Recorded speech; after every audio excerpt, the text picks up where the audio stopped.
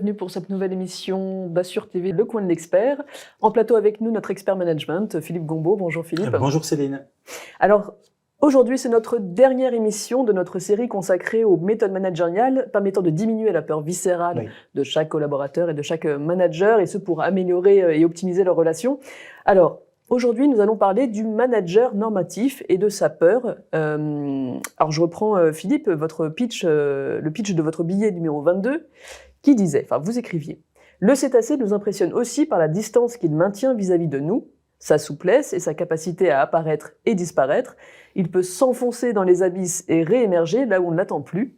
Les fonds froids ne lui font pas peur, pas plus que l'isolement. » Alors, donc c'est donc le portrait du manager normatif ? Oui, évidemment, ce n'est qu'une illustration, mais oui, c'est un peu son portrait, parce que les collaborateurs ou les managers qui vivent dans cette tendance normative l'ont de façon intrinsèque, et ils vivent dans un univers un peu froid, un peu abyssal, peut-être plus difficile d'accès pour chacun, parce qu'ils gardent la distance, ils sont un peu... Ils paraissent un peu ténébreux, un peu froids, voilà.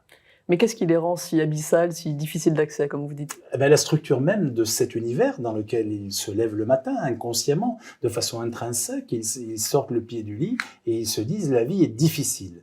Donc il faut la structurer, et c'est un univers fait de règles, de normes, de process à respecter, de process à suivre, et effectivement cet environnement qui est perçu plutôt comme hostile, peut leur donner le sentiment que la moindre erreur pourrait être fatale. Un petit peu comme le cétacé. Nous, on ne le voit pas parce on est vraiment admiratif devant ces images dans les océans, etc. Mais le cétacé, lui, est sans arrêt aux aguets parce qu'il sait que l'environnement peut être plein de prédateurs qui lui seraient hostiles. Donc, c'est une perception, mais c'est sa perception. Alors, l'objectif de ces 4 séries, de ces 4 émissions dans cette série, c'est de faire un focus sur la peur des différents types de managers. Alors, quelle est cette peur qui génère cette perception de l'environnement chez le normatif ? Alors, je reprends l'univers. L'univers, c'est un univers fait de normes, de règles, de process à respecter, auxquels le manager normatif ou le collaborateur qui a cette tendance managériale normative veut se conformer. Voilà, il aime ça de façon intrinsèque, ça fait là encore partie de son ADN. Maintenant, imaginez qu'il soit trouvé en train de ne pas s'y être conformé. Voilà. En fait, sa peur viscérale, mais vraiment viscérale, Céline. C'est comme si on plantait un couteau et qu'on remonte pour faire harakiri. Pour lui, la peur viscérale, c'est la peur que l'on critique son travail. Mais c'est étonnant ça, parce que je me souviens que vous aviez dit que sa limite, cette fameuse limite sacralisable, chez le normatif, c'était d'être trop critique. Oui, ça paraît, là encore, paradoxal. L'être humain est complexe. Voilà. Et donc, effectivement, plus on est focalisé, plus il est focalisé, ce manager normatif, sur les détails, et plus lui se met à pouvoir les critiquer. Donc, il peut avoir comme limite de vouloir critiquer les détails. C'est pas vous qui le critique, mais il va être tellement tatillon, tellement pinailleur sur les détails, vous allez avoir peut-être l'impression que c'est vous qui le critique. Mais c'est comme ça, ça paraît paradoxal, mais c'est son fonctionnement. Alors, dans la méthode DISC dont vous nous parliez, quelle est la couleur que vous associeriez à ce manager normatif ? Incontestablement, le bleu, voilà. Alors, ça parlera à beaucoup de gens. La technocratie est plutôt représentée en bleu. Le bleu océan des cétacés. Et bien sûr, bleu océan des cétacés. Le bleu de méthylène qui se dilue dans l'eau et qu'on ne peut plus séparer ensuite. Le bleu de l'océan profond, à préciser, c'est de la profondeur. Mais vous avez aussi le bleu du ciel, enfin, les cols bleus, voilà, l'encre est bleue aussi. D'ailleurs, c'est une couleur qui sait être diffuse, mais qui sait aussi être profonde. On retrouvera ça dans son mode de communication, on aura l'occasion d'en reparler sans doute dans d'autres séries. Alors le bleu est une couleur froide, c'est-à-dire que le collaborateur ou le manager normatif aurait tendance à être froid, justement. Oui, oui, c'est un comportement, on est d'accord. Ça ne veut pas dire qu'il est froid dans son cœur, ni dans sa tête, d'accord. Mais ça veut dire que simplement, en apparence, il va paraître plutôt froid, plutôt distant. Même parfois, il ne faut pas avoir peur des mots, il le sait de toute façon qu'il est comme ça. Il va paraître un peu austère, Voilà. C'est quelqu'un qui aime garder la distance relationnelle. Vous voyez, il se protège comme cela. Il n'aime pas, comme d'ailleurs le manager coopératif dont on avait parlé, il n'aime pas être tiré, il n'aime pas être impliqué, mais par contre, il planifie tout longtemps à l'avance, laisse peu de place à l'improvisation. Autrement dit, même dans la vie courante, si vous débarquez chez lui sans l'avoir prévenu, il est hospitalier, il va vous recevoir comme tout le monde. Mais c'est vraiment pas ce qu'il préfère. Il préfère que vous le préveniez longtemps à l'avance, par téléphone de préférence, de façon à ce qu'il puisse s'organiser. Et puis, physiquement, si vous m'autorisez, Céline, ne le touchez pas. Voilà.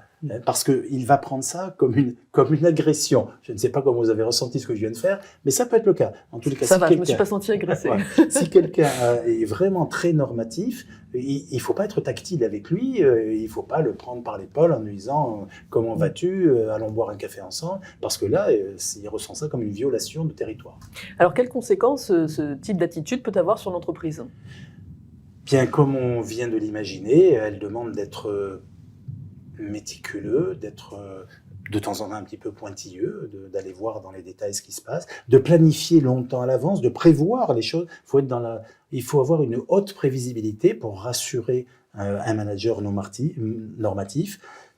Il faut surtout ne pas oublier de formaliser tout ce qu'on fait, ne pas hésiter à donner un cadre bien précis. Voilà. Et cette attitude implique aussi dans l'entreprise que son opposé, et là c'est au top management que je m'adresse, l'opposé du manager normatif, c'est le manager expansif, celui qui au contraire est tactile, optimiste, relationnel. Le manager normatif ne l'est pas du tout. Eh bien, son opposé va avoir une perception encore plus austère du manager normatif, et ça risque de poser des problèmes relationnels, évidemment, comme on pourrait l'imaginer entre le manager directif et le manager coopératif. Là, ce sera entre le manager normatif et le manager expansif. Leur collaboration peut souffrir de ces perceptions croisées négatives si on ne tient pas compte des forces, des faiblesses et des limites de l'autre.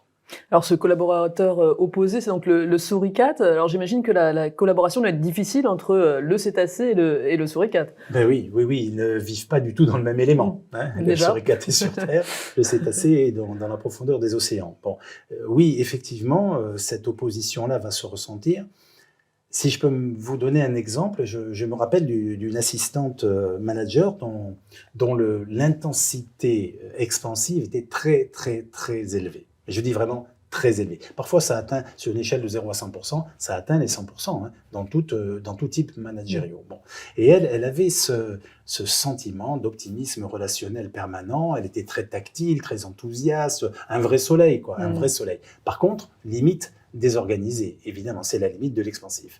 Eh bien, elle passait tous les matins devant le bureau d'un directeur administratif et financier, avant de me rejoindre dans mon bureau. Et il se trouve que ce monsieur, ce n'est pas sa fonction, évidemment, qui faisait ça. C'est la fonction exige de la rigueur. Mais il se trouve que ce monsieur était naturellement extrêmement rigoriste, extrêmement normatif. Et donc elle passait pour lui dire bonjour, pour lui venir lui serrer la main. Alors, oui, bien sûr. Donc j'imagine la scène et je redoute les réactions. Ben voilà. Donc elle lui serrait la main. Et puis, elle venait dans mon bureau me dire bonjour aussi.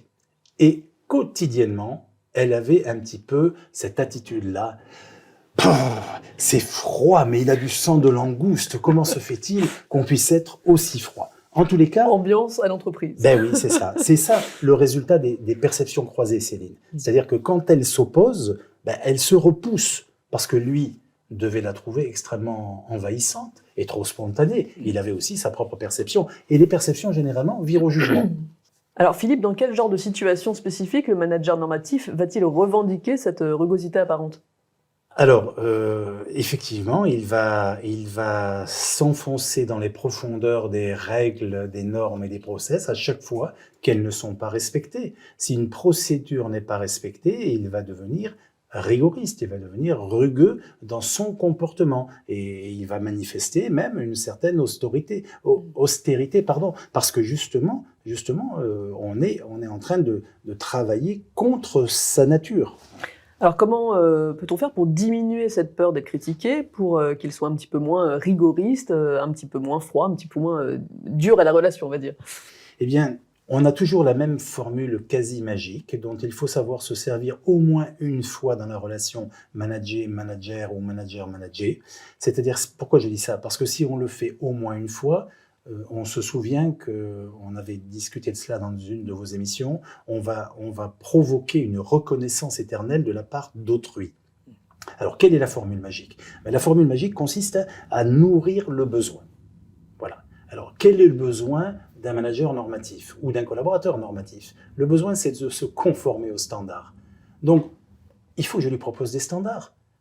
Si je lui propose un standard, quel que soit le standard, même si j'en change quotidiennement, il va s'adapter puisqu'il en a besoin. C'est un besoin vital. Et ceci dit, en nourrissant ce besoin vital, je diminue sa peur. La peur que l'on critique, son travail. S'il n'y a pas de standard, Céline, s'il n'y en a pas, ou s'ils ne sont pas encore créés, eh bien, il faut que je lui propose de les créer avec moi, ou de proposer à quelqu'un de les créer pour lui. Mais il faut évidemment lui proposer les standards, et ce faisant, il vous suit au bout du monde après.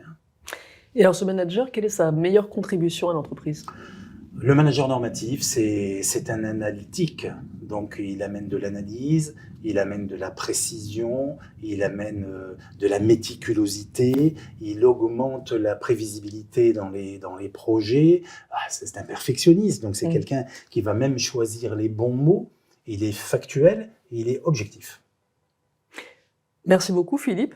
Alors là, on a bien vu, on n'a peut-être pas toutes les billes, comme vous disiez à la précédente émission, pour cerner le manager normatif, mais en tout cas, on cerne beaucoup mieux qui il est et comment le travailler, collaborer avec lui.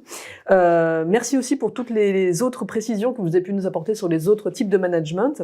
Je pense qu'on a fait un bel état des lieux des différentes peurs et des manières de collaborer et d'améliorer cette collaboration entre manager et managé. Sur cette première série donc de 24 émissions d'Assure TV by Fidelia sur le management authentique, il nous reste donc 2 émissions pour profiter encore de ce transfert de compétences que vous opérez avec nous, Philippe. De quoi allez-vous nous entretenir dans les prochaines émissions, justement? Alors, c'est bien que nous puissions regénéraliser un petit peu la contribution de ce transfert de connaissances et de compétences. En fait, pour tous les basiques managériaux, tous les basiques. Alors, on peut repréciser ce que seront les basiques managériaux: la prise de parole en public, la gestion du temps, l'animation de réunions, le souci du leadership, j'en passe encore. On peut passer aussi par la synergie d'équipe, la gestion de conflits, etc. Bon, je ne les cite pas tous, mais tous les basiques managériaux nécessitent de la flexibilité managériale. Vous savez, il y a un proverbe zoulou que j'aime beaucoup, que j'utilise souvent.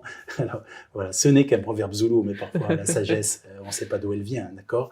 Eh bien, ce proverbe zoulou dit: on a fait cuire un jour, on a fait cuire un têtu et une pierre dans une grosse marmite. La pierre était cuite la première. Voilà. Autrement dit, l'image est parlante. Oui, voilà. Autrement dit, la flexibilité, c'est vraiment vital parce que les a priori ont la vie dure. Voilà. Et il faut faire tomber l'apriorisme. Donc c'est ça dont je vous propose de parler dans notre avant-dernière émission là, pour cette série que vous m'avez proposée. On va parler de l'apriorisme et de son impact sur le management et nous pourrons discuter ainsi de la façon de faire tomber, de faire diminuer ce niveau de jugement pour optimiser la relation et donc optimiser le résultat global. Bien, j'ai hâte de découvrir ce programme. Avec plaisir. Merci beaucoup, Philippe, et à bientôt. Très bonne journée. À bientôt à vous aussi. Au revoir.